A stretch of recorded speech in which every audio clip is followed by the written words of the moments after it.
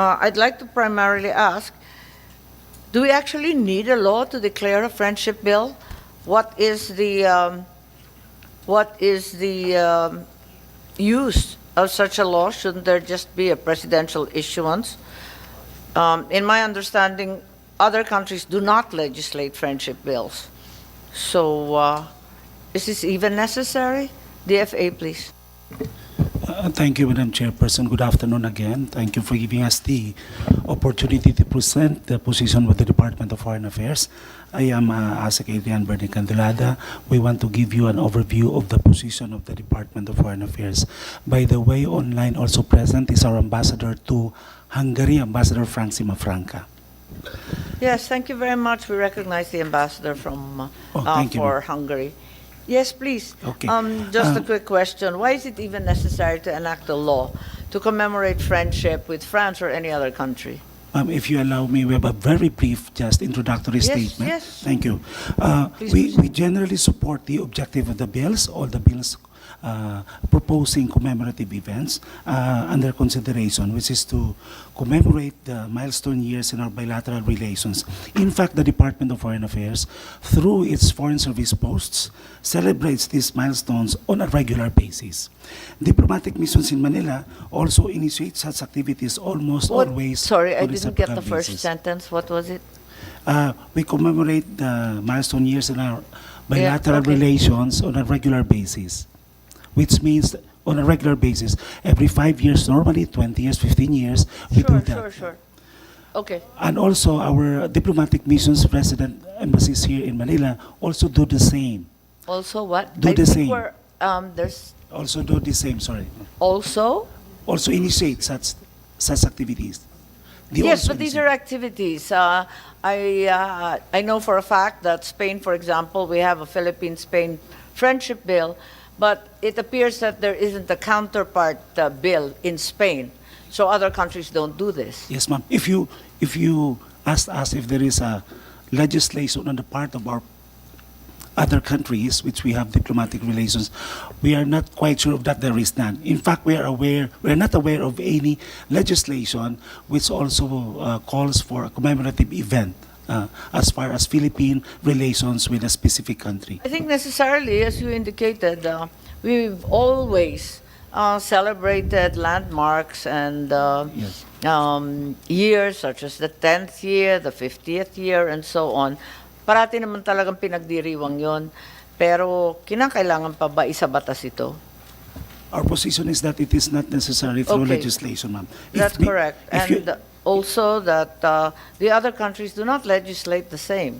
Yes, ma'am. For example, the Philippines-Spain friendship is not declared likewise in Spain. Isn't that correct?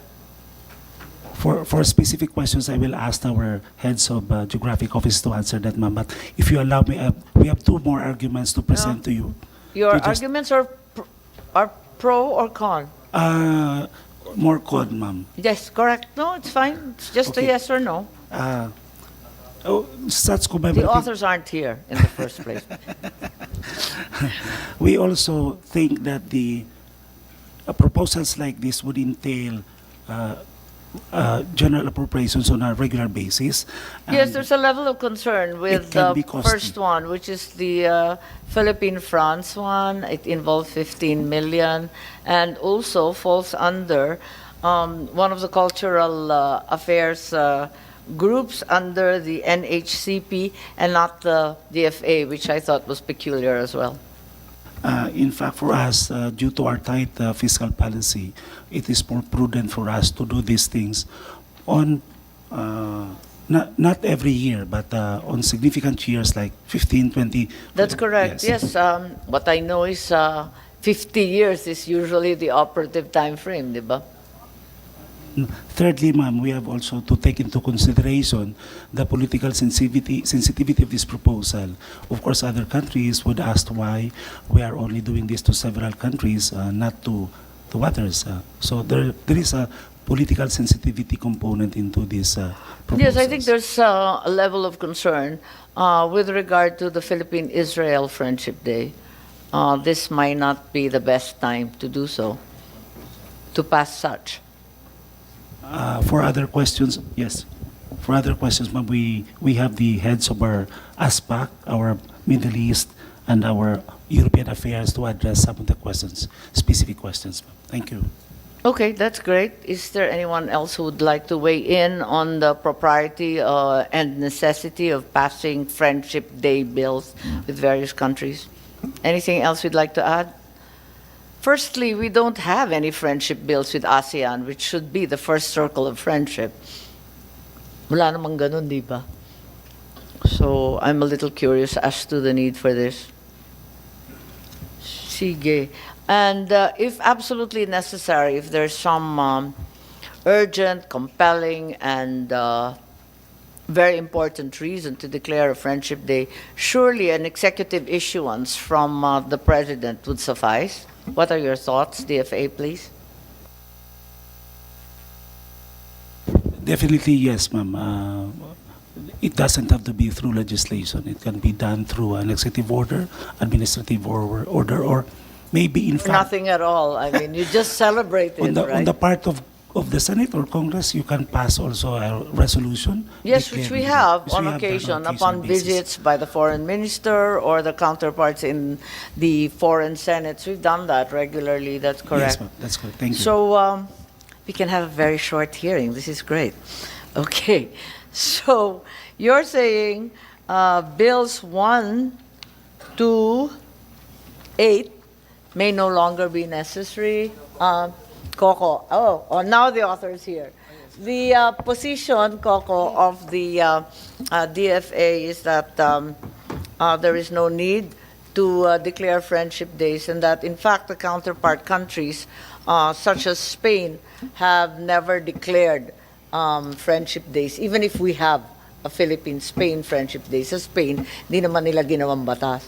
So perhaps it's not necessary, and it might impose undue budget burdens on us to compel us year on year to celebrate when the usual practice is every 50 years only.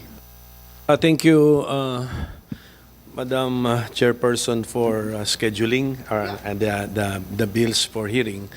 Well, number one, we determine our own acts. I mean, if Spain does not do it, so why does that determine what we should do or not do, di ba? And if you read the bills, sinabi naman doon yung mga milestone years lang, 50th, 75th, 100th. So, don't tell me na grabe ang budgetary nito na because every year you need to celebrate it. It didn't refer to your bill. There was a bill filed by Senator Tulfo that imposes a 15 million budget on the Philippine-France bill. So I'm certain we can do without Ayusin that. na lang natin. But Oo. siguro yun lang That's pakiusap ko. Let us 2129. not... Ang sinasabi lang nila na hindi na kailangan ng friendship laws. Actually, marami na rin tumatawag sa akin ng mga ambassadors and they appreciate it actually. Basta ang point ko lang, let not state practice by another state determine what we should do. Di ba? My concern was that If they among do- these friendship bills, there isn't a single one that refers to the primary circle of friendship, ASEAN. There isn't a single ASEAN country Precisely. that's So we- declared we- here. Eh kung mag-friendship day, di ba dapat mag-umpisa sa barangay ASEAN? Pwede. Yes. Ganun yun. So we can do it sa ASEAN and then we can do it dun sa ibang So I don't think we will lose anything. Kung budgetary naman ito, nasa sa DF. It was already, yung bills ko at least delegated it to the That's DFA to correct. celebrate. The milestone, milestone. That's yung iba nga, correct. kunyari 73rd na yung iba, say you celebrate the 75th, you no longer celebrate the 50th. Lampas-lampas na yung iba. O maraming lampas-lampas na. So May, yun lang po. So maybe Madam Chair, if they can just study it in detail. Basta may pattern naman yung bill ko eh. May pattern siya. It does not even affect the nature of the day itself. If it's It a doesn't holiday, even say if it's a holiday or a by special virtue of non-working day. another law, Wala then it nga eh. remains. Dapat ito wala. It should not affect. It's just a declaration, a commemoration, a marking of the friendship with another country. yes, I think, for example, the commemoration of the Hungary Friendship Day is important because yun lang ang tanging kakampi ng Pilipinas sa Eurobloc. Precisely. Isa yun. Mga ganun Yung ba? medyo obvious ba? Sila lang ang bumoboto para sa atin lagi. At saka, agree naman yata tayo that we want to be a friend to all nations. So all the more we are declaring friendship days which do not add to holidays. Which should No, not wala naman. add to holidays. Wala naman talaga. Walang effect. Wala namang holiday, wala namang deklarasyon It's just- kung working or It's just a non-working. commemoration. And then even yung actual celebration, nasa sa DFA na. Depends on your budget na rin. Apa. Okay, we'll take that in Sige po. consideration po.